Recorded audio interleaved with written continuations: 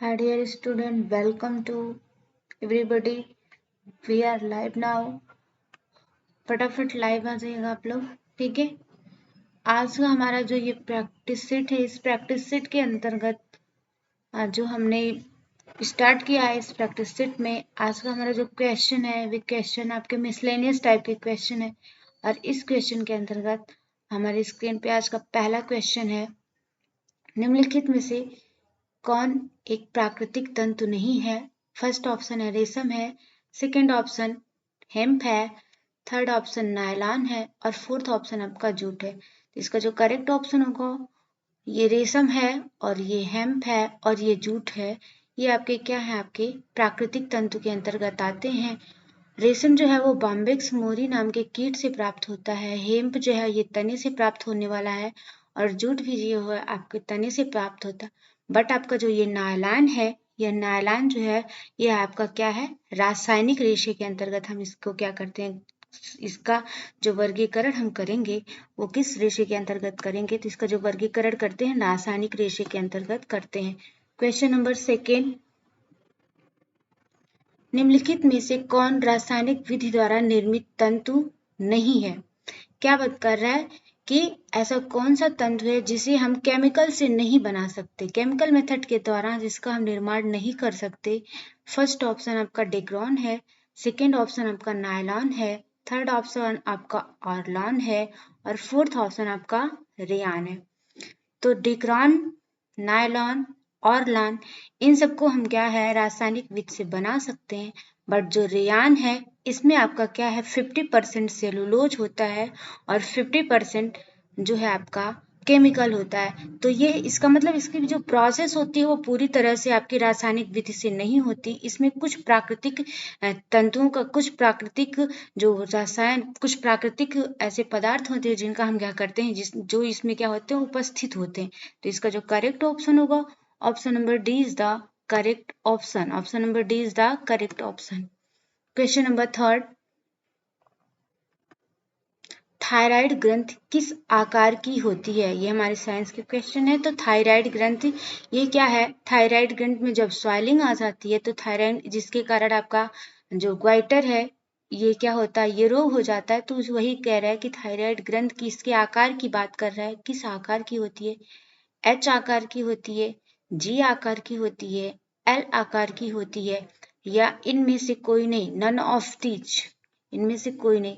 तो थायराइड ग्रंथि ये क्या होती है, इसे क्या होता है, मतलब इसके अंदर ग्रंथियों के अंदर जो है ये ग्रंथि पाई जाती है। ये पैराथायराइड ग्रंथि के अंदर क्या होती है, आपकी उपस्थित होती है। यह गुलाबी रंग की होती है और इसका जो आकार होता है वो कैसा इसका आकार होता है, तो इसका आकार जो होता है वो एच आकार का होता है। ठीक है, इसका जो आकार होगा वह एच आकार की क्या होती है, ग्रंथि होती है। नेक्स्ट क्वेश्चन, क्वेश्चन नंबर 4, लाल रक्त कण का निर्माण मानव शरीर में कहाँ होता है। किसका कर रहा है, आरबीसी, जिसे हम रेड ब्लड कॉर्पल्स के नाम से जानते हैं। इसका निर्माण मानव शरीर में कहाँ पर होता है। तो लाल रक्त कण की अगर हम बात करते हैं तो इसका जो जीवन काल होता है वो क्या है 120 दिन होता है और इसका जो निर्माण होता है वो वयस्कों में अस्थिमज्जा में होता है और जो शिशु हो जब भ्रूण अवस्था में होता है तो उसका क्या हो जाता है, इसका निर्माण जो होता है वो यकृत में होने लगता है। बट यहाँ पे बात करिए मानव शरीर की बात कर रहा है तो इसका जो करेक्ट ऑप्शन होगा option number B is the correct option. That means bone marrow, bone marrow में इसका निर्माण क्या होता है, आपका होता है। क्वेश्चन नंबर 5, निम्न में से कैल्शियम का उत्कृष्ट स्रोत कौन सा है। किसकी बात कर रहा है, कैल्शियम की बात कर रहा है। कैल्शियम हमारे शरीर में बोन फॉर्मेशन के लिए और आपका जो आपके टीथ है मतलब हड्डियों और दांतों के निर्माण के लिए महत्वपूर्ण भूमिका क्या करता है, निभाता है। तो किसकी उत्कृष्ट मात्रा इसमें पाई जाती है, सर्वोत्तम मात्रा पाई जाती है। तिल है, मूंग है, सोयाबीन है या ऑल ऑफ दीज। इसका जो करेक्ट ऑप्शन होगा option number A is the correct option. That means जो तिल होता है इसमें क्या है आपकी, इसकी मात्रा सर्वाधिक पाई जाती है। बट जो तिल का जो छिलका होता है उसमें मात्रा तो कैल्शियम की इसमें सर्वाधिक पाई जाती है, बट जो तिल का छिलका होता है उसमें कैल्शियम ऑक्जेलेट की मात्रा सर्वाधिक पाई जाती है, जो कि पथरी जो होता है स्टोन के लिए हमारे क्या होता है, काफी नुकसानदायक होता है। ठीक है, इसका जो करेक्ट ऑप्शन होगा option number A. Question number 6, धनुषाकार पैर निम्न में से किस तत्व की कमी से होता है? किसकी बात कर रहा है? बोलेक्स। ठीक है, ये जो होता है इसमें जो आकार, ये पैर का जो आकार हो जाता है वो कैसा हो जाता है? धनुष के आकार का हो जाता है। किसकी कमी से होता है? आपका जो है आप इसमें जो पैर होता है वो वक्राकार हो जाता है, जैसे मतलब टेढ़ा हो जाता है। फास्फोरस की कमी से होता है, कैल्शियम की कमी से होता है, लोहा की कमी से होता है, या जिंक की कमी से होता है। तो यह जो होता है वो हमारा किसकी कमी से होता है? तो यह कैल्शियम की कमी से होता है। किसकी कमी से होता है? कैल्शियम की कमी से होता है। क्वेश्चन नंबर 7, निम्न में से कौन कार्य सरलीकरण से संबंधित नहीं है? ठीक है, सिंपल वर्क सिंप्लीफिकेशन जो आपके कार्य सरलीकरण है ये कौन इससे संबंधित नहीं है? फर्स्ट ऑप्शन आपका बजट चार्ट, सेकेंड ऑप्शन आपका प्रक्रिया चार्ट, थर्ड ऑप्शन आपका फ्लो चार्ट है, और फोर्थ ऑप्शन आपका प्रचलन चार्ट है। तो प्रक्रिया चार्ट भी आपका आता है कार्य सरलीकरण के अंतर्गत, फ्लो चार्ट भी आपका आएगा, और प्रचलन चार्ट भी इसके अंतर्गत आता है। बट जो बजट चार्ट होता है, बजट चार्ट इसके अंतर्गत नहीं आता। बजट चार्ट जो होता है वो आय व्यय का लेखा जोखा करने के लिए इसका हम क्या करते हैं? प्रयोग करते हैं।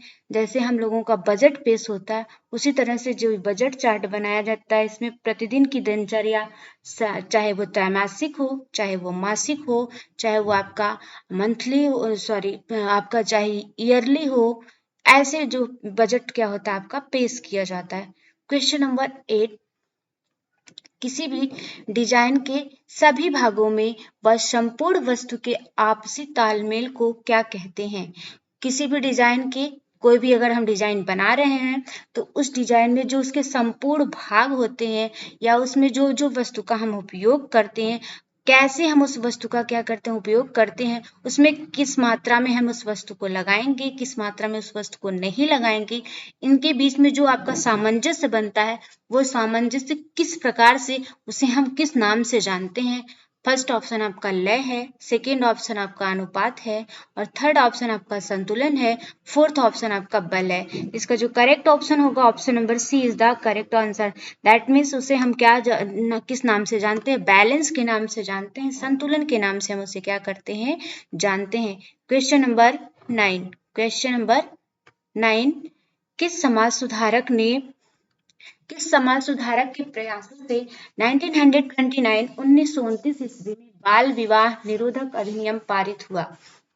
फर्स्ट ऑप्शन आपका राजाराम मोहन राय है, सेकेंड ऑप्शन आपका हरविलास शारदा है, थर्ड ऑप्शन आपका ईश्वर चंद्र विद्यासागर है, और फोर्थ ऑप्शन आपका इनमें से कोई नहीं। तो क्वेश्चन नंबर 9 का जो करेक्ट ऑप्शन होगा वो क्या हो जाएगा? जो है Harbilas Sarda. Option number B is the correct option. क्या है? हरविलास शारदा के प्रयासों से यह जो है आपका निर्धारित किया गया था, और इसमें बालक मतलब जो आपके किशोर और किशोरियां हैं, इनके जो विवाह से संबंधित आयु है उसका क्या किया गया था? निर्धारण किया गया था। इसका जो करेक्ट ऑप्शन होगा option number B is the correct option. Question number 10, अधिगम का मुख्य चालक निम्न में से कौन सा होता है? जो हमारी लर्निंग की प्रोसेस होती है, जो हमारी लर्निंग की जो ड्राइव होता है, हमारे लर्निंग का जो मेन ड्राइव होता है वो क्या होता है आपका?